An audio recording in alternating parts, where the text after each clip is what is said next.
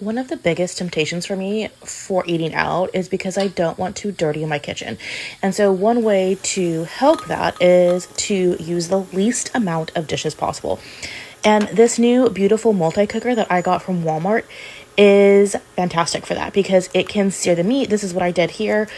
It can slow cook, it can do a whole bunch of functions, but I'm not actually dirtying any other dishes, and this thing to clean is absolutely the most easiest thing I've ever cleaned.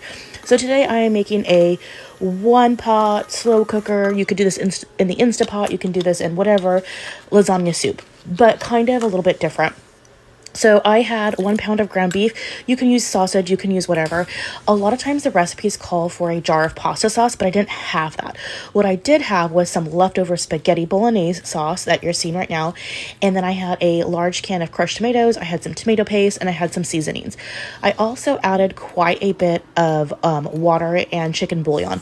I believe the original recipe that I kind of based this on said 7 cups of chicken stock.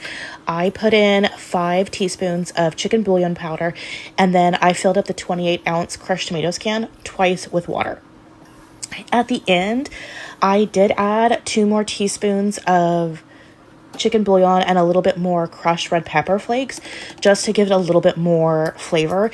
And I crushed in here about 9 lasagna noodles. Now, for lasagna soup, the fun part of it is that you're using lasagna noodles. And while it's fun and I really like it, I will say that I always kind of regret using lasagna noodles because they are awkward to eat unless you get them really, really small. Shells would be really great, or bow tie, rotini, any type of pasta would work that you have. It is fun with the lasagna noodles, but as you can see, they're really kind of chunky and floppy, so they're kind of hard to eat, but it doesn't matter because the soup is delicious. As you can see, it came out super, super thick.